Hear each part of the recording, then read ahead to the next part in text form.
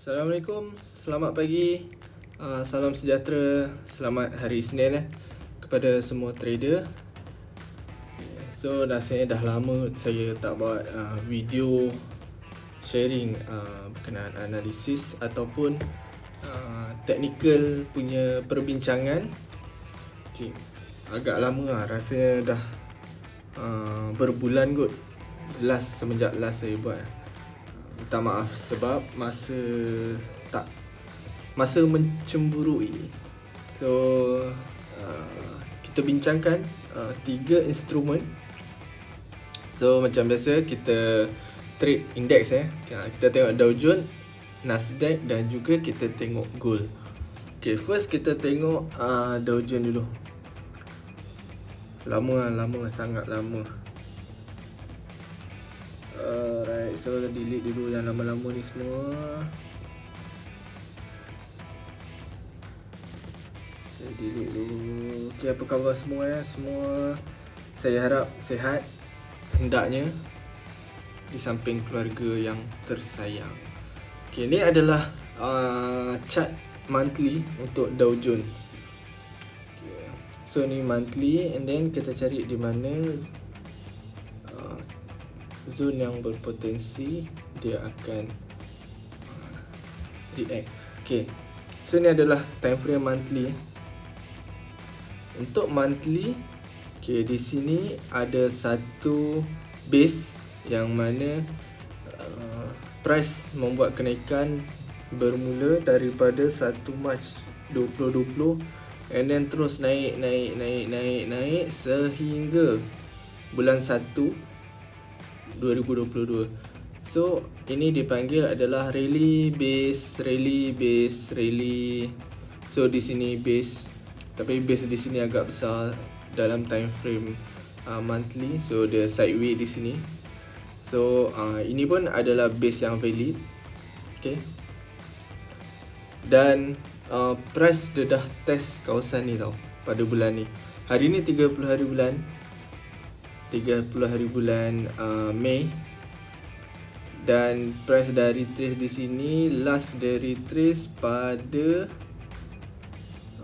kita tengok pada bila 1 Mei, pada awal bulan dia turun dan dia terus naik balik. Okay, ini adalah cerita di time frame monthly. Dan kita tengok apa yang terjadi minggu lepas. Alright. Ni adalah candle pada minggu lepas. Ini sebatang ni adalah candle minggu lepas. So minggu lepas punya harga dia dah membuat satu kenaikan yang agak drastik yang boleh dikatakan kenaikan yang banyak lah, yang mana dia dah membentuk bullish engulfing di sini. So bermakna buyer dah tekan untuk price naik ke atas. Adakah dia akan terus naik ke atas? Adakah itukah pula? Itu adalah persoalannya, yang mana kita cari sini. Untuk price terus naik di sini, tapi perjalanan ni jauh lah sebab perjalanan weekly. Ini sebagai guideline kemungkinan price akan react di sini. Okay, kita teruskan pula ke time frame H4 yang lebih kecil. Okay. Kalau tengok di H4 di sini, okay, ada satu resistance yang mana dia dah membuat 3 kali percubaan untuk tembus, tetapi tak lepas-lepas. Alright. Okay, so kalau tak nak mengganggu, kita delete dulu yang weekly tadi. Okay. Ini pertama.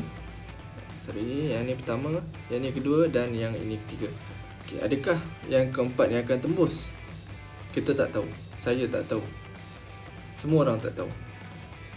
Cuma hanya boleh predict sama ada dia tembus ataupun tidak. Okay, yang pasti harga ni akan terus naik lagi ni. Harga akan terus naik sampai sini. So di sini adalah decision point je lah. sama ada nak terus naik ataupun sambung turun. Okey, di mana kawasan yang sesuai untuk kita buy? Yang sesuai dan yang agak cantik lah adalah di kawasan ini. Okay, boleh kita tarik di sini. Okay, ini zone besar lah, zone besar di sini. So kalau nak lagi kecil, kalau nak sharp kan, orang kata nak sharp entry, okay, kita tak payah tengok jauh-jauh, tengok di sini je. Right. So di sini adalah kalau kata price buat penurunan pada minggu ni, okay, di sini adalah zone untuk kita nak buy.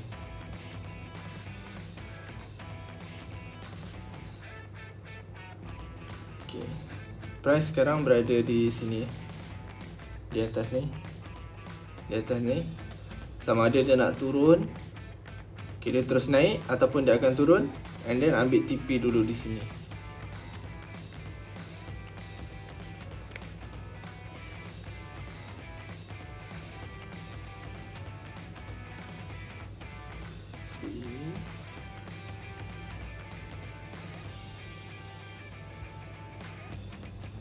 Dan terus naik.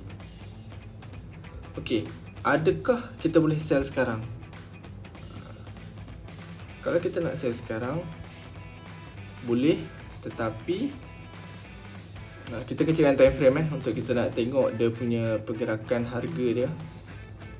Okey, structure di time frame kecil. Okey, jika price tembus di kawasan support yang ini, jika tembus, okay, dia berpotensi turun sampai sini. Jika tak tembus, dia akan terus naik lagi ya. So kalau kata nak buy dulu sikit di sini, okay, boleh buy di sini.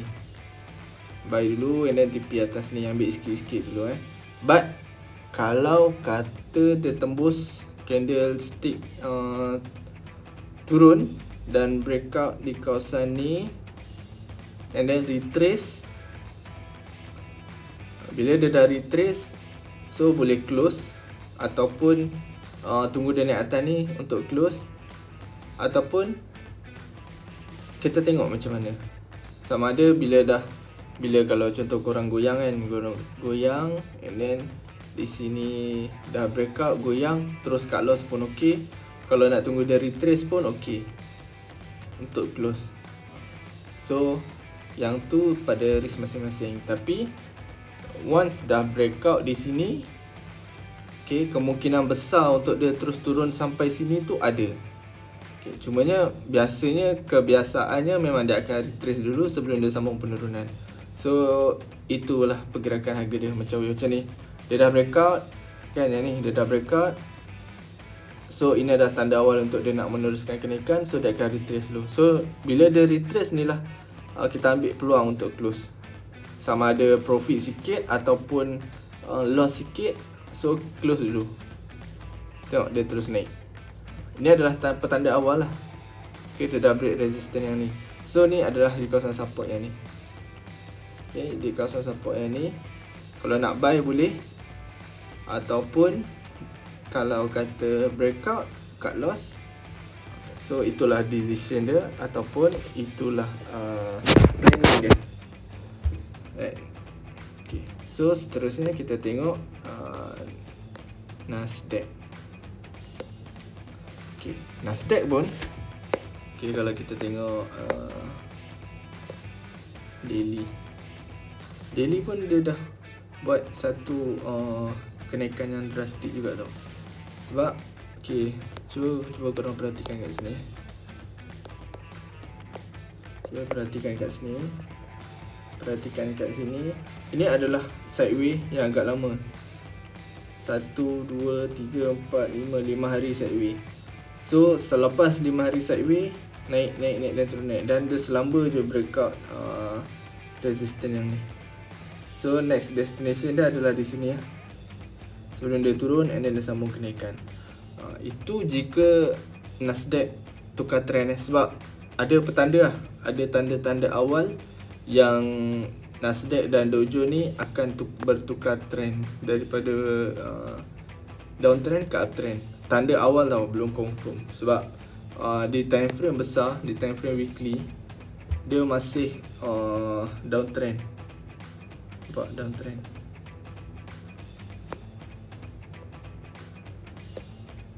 Okay, tengok downtrend. So belum nampak uptrend lagi. Cumanya ada tanda, cumanya belum confirm. So kita back to time frame yang lebih kecil, H4. So kalau tengok H4 di sini, kat mana? Kita cari kat mana? Okay, so di sini ada satu zone.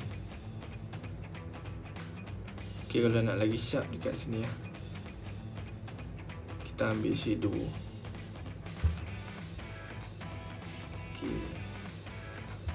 Mungkin di zone ni dia akan react. Price akan react di sini. Price akan react di sini, and then dia turun ke zone ni mungkin. Sebab di sini ada base. Kita tanda.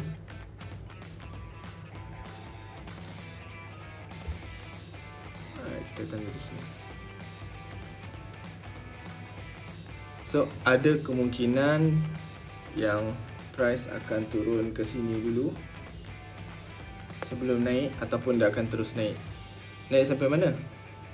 Sampai mana kita tengok.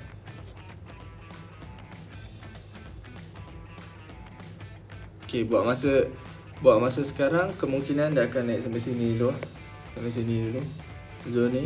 And then next zone macam biasa kat atas ni, resistance.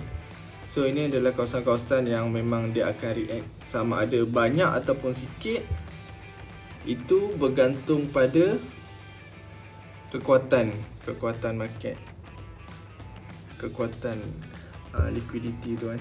Okay, kalau memang banyak liquidity dalam market, so price akan cepatlah naik dan cepat turun. So di sini target yang pertama. Okay, di sini yang pertama dan di sini yang kedua. Right, so kita tengok kepada gold pula. Okay. So untuk gold ni pun sama juga. Dia dah ada petanda yang nak uptrend. Petanda je, petanda awal. Okay, sebab apa saya cakap macam tu? Tengok di sini. Okay, ini adalah resistance dan juga sini adalah support.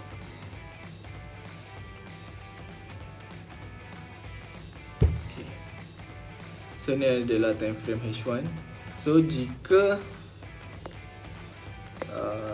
resistance yang ni berjaya dipecahkan, maknanya kata ada candle yang close di sini, so trend akan berubah ke uptrend. Okay, jika support ni berjaya ditembusi, so dia akan teruskan penurunan. Okay, kita zoom out, kita tengok. Ya, dia masih sideways lagi. Tengok weekly, candle minggu lepas pun pergerakan harga masih lagi bullish. Maknanya kata uptrend minggu lepas. Tapi kenaikan dia tu tak begitu drastik. Kenaikan dia tak jauh lah.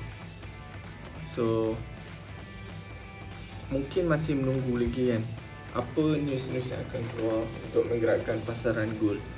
Tetapi makin siap-siap lah di kawasan ni. Resistance, support, mana break, okay, itu dia punya hala tuju. Okay, saya rasa itu je untuk hari ni dan sepanjang minggu ni. Semoga kita semua profit dan dapat kurangkan kerugian tu. Okay, jumpa lagi insyaAllah. Kalau ada apa-apa saya akan update dalam channel. Assalamualaikum.